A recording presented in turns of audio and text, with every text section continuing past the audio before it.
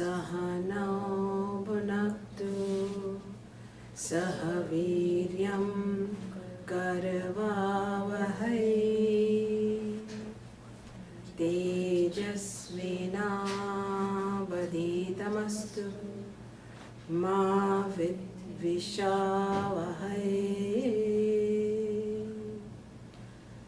Om Shanti Shanti Shanti. Om Peace, Peace, Peace.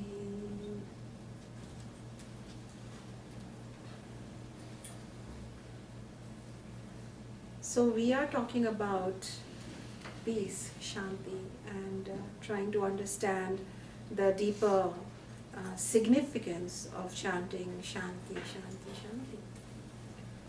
And to make it really simple, the first Shanti or peace that we all know about in the spiritual path is the Shanti or peace that we receive when we are able to slow down our thoughts. Would you agree? It is a kind of peace that we notice exists between gaps between thoughts, but often thoughts are so multifarious and so multidimensional and so arising in a multiple way, in that same moment from so many smritis, memories, or from impulses from outside. So thoughts are called as vrittis, and all kinds of vrittis. 5 kinds of vrittis are 5 types of vrittis in I think in that moment in millions of bits and bytes are parading our mind. And so you can think that this peace that we are trying to induce will require some kind of sitting down in a meditation and a little bit of skill and practice. Would you agree? But there is no doubt that as the mind, by practice, by abhyasa and vairagya, which is the cornerstone of the science of yoga, which means by practice, and by Vairagya, which means Raga means going towards the objects of the world, and Vairagya means going away from them. So various thoughts of clusters will come, and we will have the discipline of saying that I don't need to let my mind run consistently in that route or in that loop. You agree? Have you done that? Sometimes you're compulsively thinking about some situation, and then you yourself have to say, enough now. Have you seen that? And then it works. So that is called Vairagya. And Raga, otherwise Rag, mind tends to follow those, if I may use, those neural pathways. I'm just borrowing a language from another, wonderful science.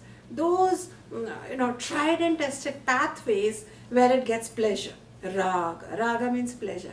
So you would say, well then, why would I think about the trauma that I had in my childhood? Because you're getting pleasure.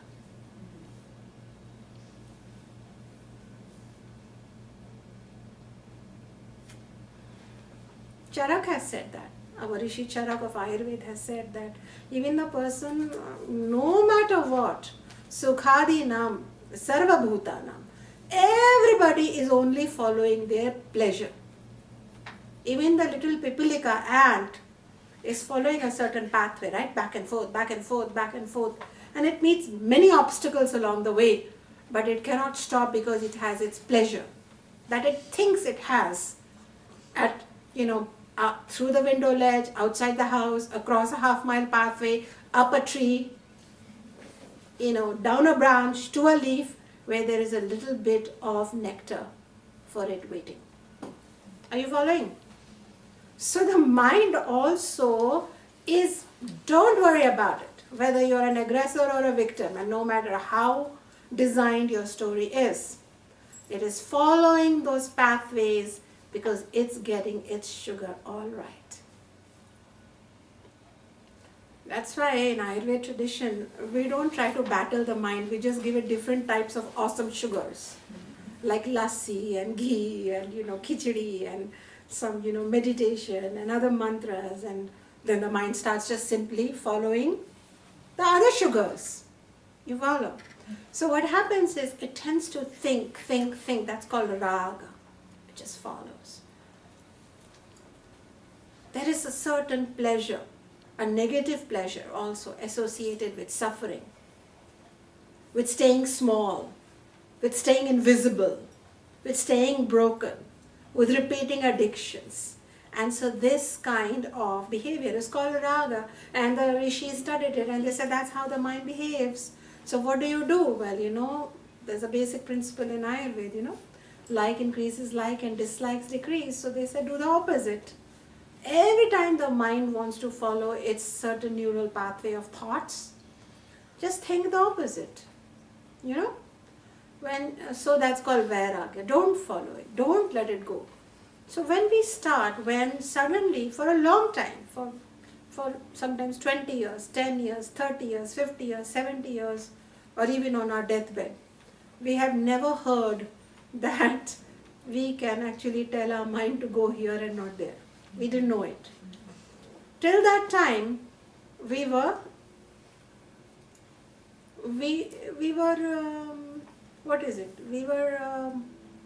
bound by it, right? You came to a large house. You chanced upon a large house, and everybody was wearing glorious clothes. Everybody was talking in very refined ways and drinking out of glassware made in Europe. Just everything wonderful. Yeah, all that. Where is the cut glass from? Austria. Those kind of, and you are just a simple person. A student of Ayurveda. You just eat from a banana leaf. You showed up there and you're walking around feeling a little intimidated. But suddenly the host who invited you said, surprise! All of this belongs to you. You've inherited this. Your great uncle left you this. And we have discovered all about you, and we are going to fund what you do, and we are going to support you, and we are at your service. We are at your beck and call. And all these rich looking people are nothing but your staff. And all that pompous looking people are just very experienced in making sure that what you say shall happen. Initially you may be a little shocked and say, maybe I'll come back to next class and listen to this again. We'll check it out. After a while you'll get comfortable of that bed, of beck and call people. And you're the same person, but instead of being the person who has sneaked into that mansion and you're overwhelmed with what other people are doing and drinking the wine when it is Sharad Ritu and you should not be drinking it. Suddenly you will ban wine in Sharad Ritu because you're the boss. It's just a life-changing knowledge. And the more we contemplate on it, because contemplation is required as part of the study to internalize it. So every time we are behaving in a habitual manner, we can just say, wait a minute, I can change this. I can do it. And so what happens is, gradually, you're pulling it back. And as you're pulling it back, gradually, something has happened. You actually start firing a few people from that mansion, bringing in some of your Ayurveda friends to come in and cook, like Manaswini is now helping with the menu, things like that, Things have changed now around that mansion, right? Some people that you really liked who were with your uncle and supported you and loyal, you kept them for advice and guidance. You understand? Now you are changing that mansion as you want. So two things happened. The first stage was when you stopped running behind everything, and so your thoughts reduced. Do you see that? When the thoughts reduced and there is a little bit of space between the thoughts, that stage gives you little bits and bites of what we call peace.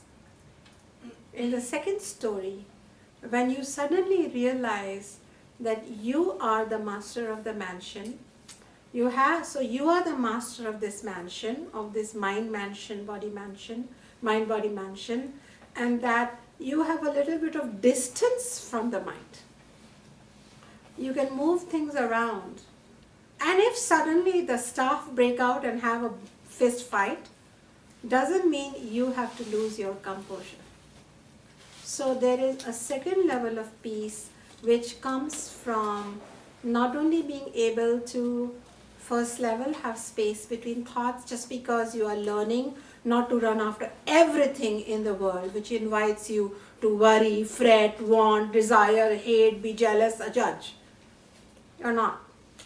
Secondly, you begin to realize that you are separate from the mind. You are actually the master, and you have some distance from the mind, and you are now able to look at it in a little more objective manner. Can I say that?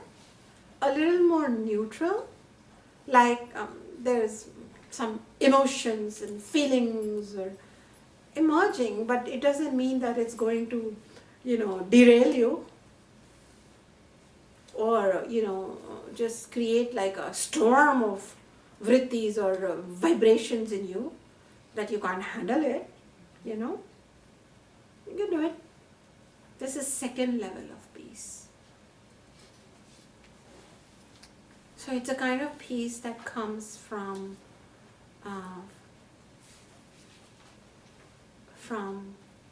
a deeper treading into our own being, and then doing some sadhana, some practice through meditation, such as the kind of Vedantic meditation we teach here, or other systems of meditation and knowledge where we begin to examine, I and the mind, my equipment. And just as we start feeding the body certain foods and not certain foods when we begin studying Ayurveda here in this Gurukulam, in the same way we start allowing certain thoughts to remain and certain thoughts to not remain. It's simple as that. It's just a subtler level of housekeeping, but it's housekeeping all right. And the composure is maintained. But now let us talk about the final peace that we are talking about. So this is peace that we earn through sadhana. Where are we heading? The third piece. So Lord Krishna says, actually before I go to Lord Krishna, I would like to say that in the Brihadaranyaka Upanishad, it's our Vedantic text, there are some wordings which roughly translate to say,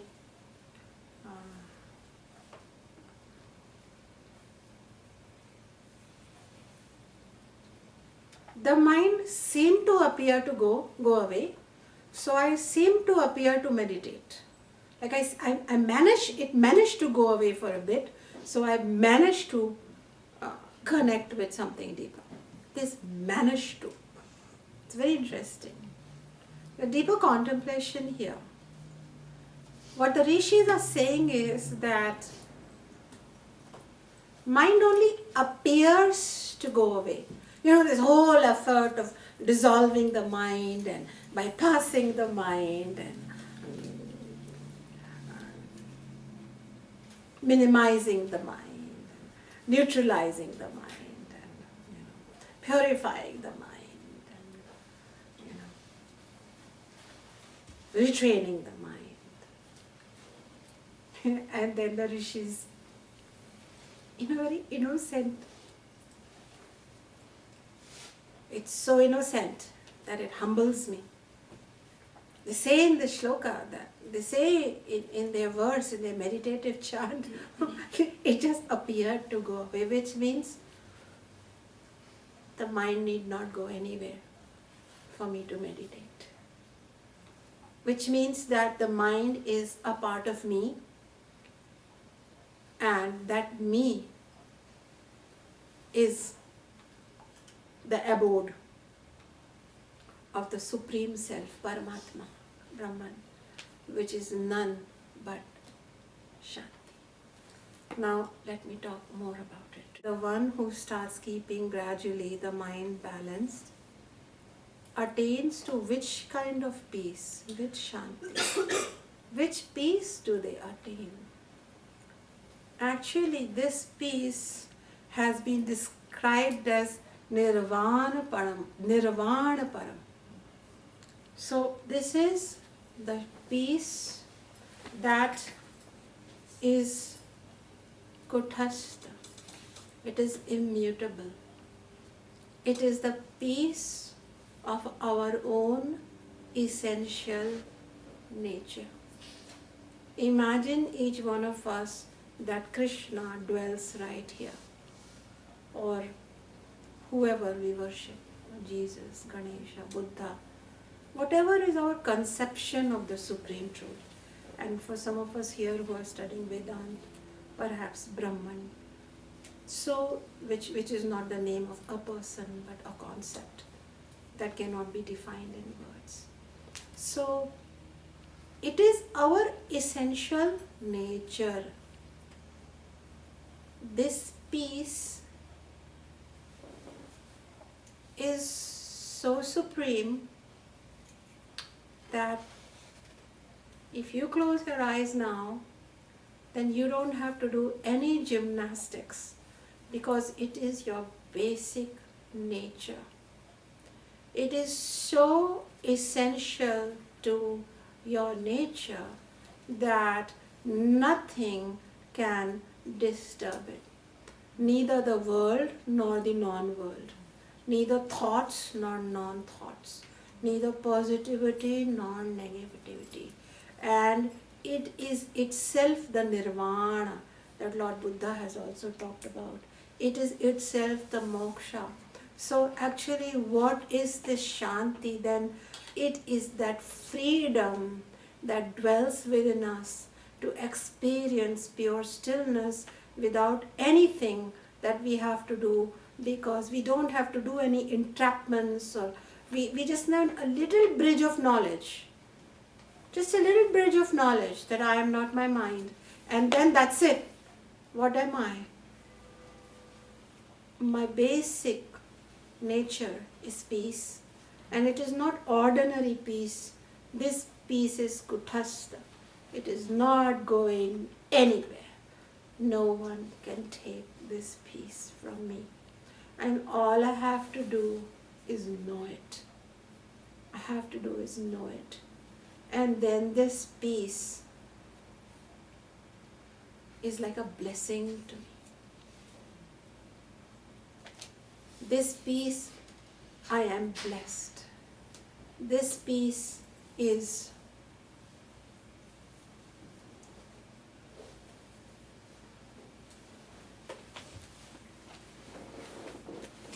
never able to be touched by the world. Never. Never. And that is why at times, some of you all have also noticed it, you have surprised yourself at how peaceful you are in the middle of your world falling apart. Am I correct? And that peacefulness is the deepest blessing inside you.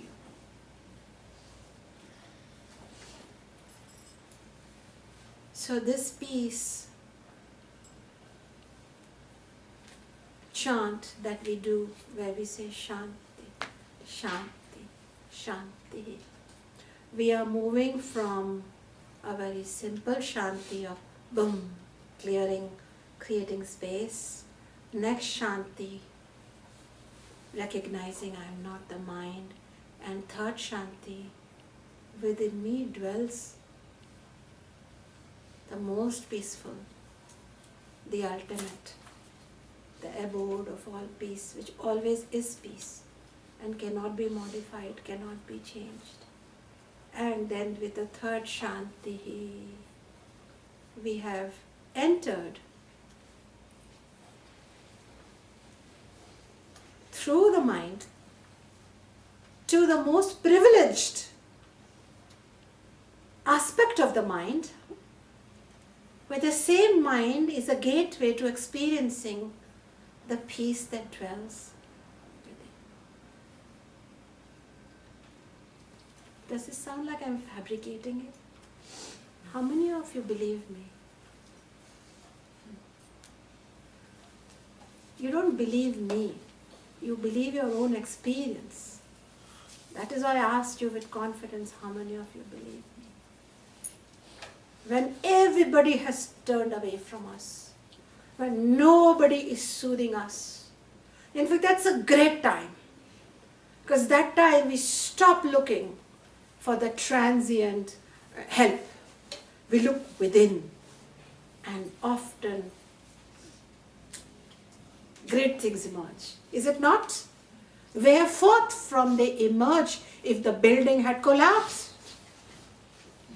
This peace can never collapse. It can never collapse.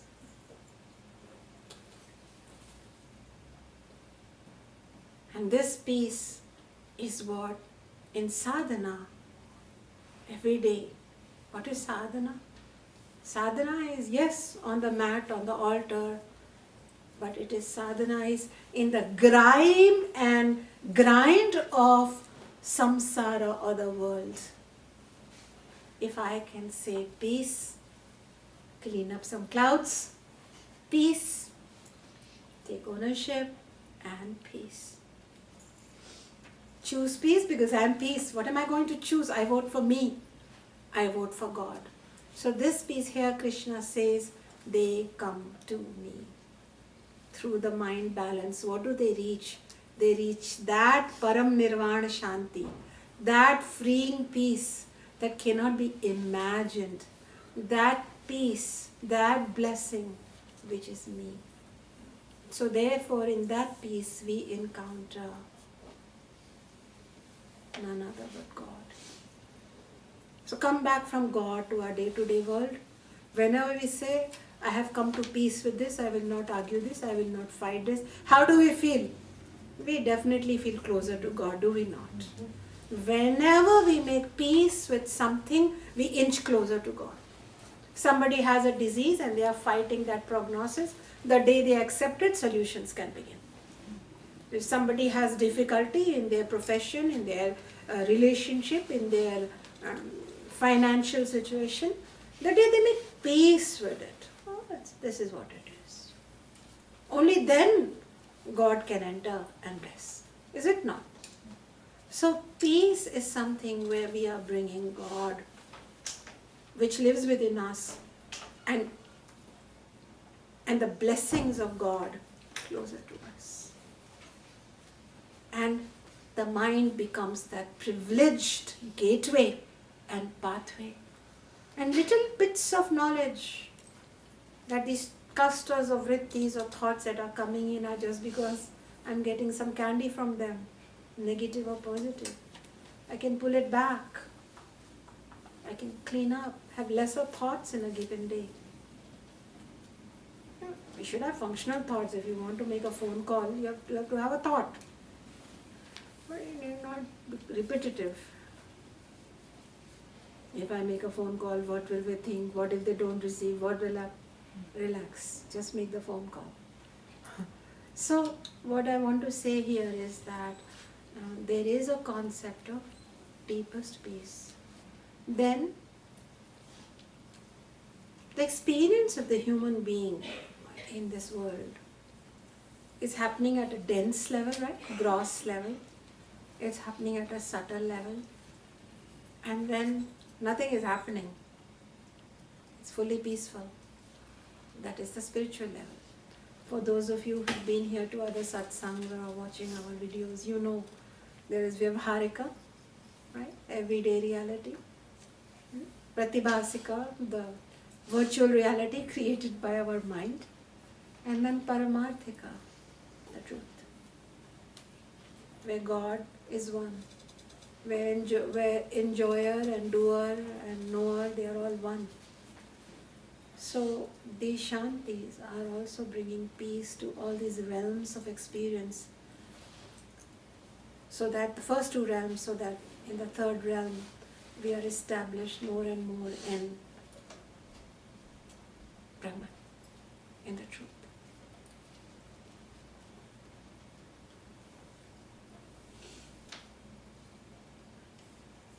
Another blessing that commonly is said, if you were to Google this, maybe it would say the first Shanti is for the body, makes sense. Second Shanti is for the mind, and third Shanti is for the soul.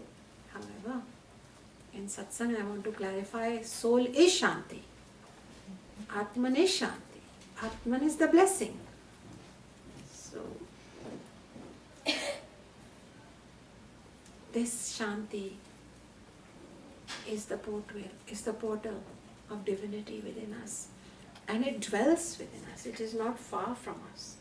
So we have to touch it in an everyday basis in our day-to-day.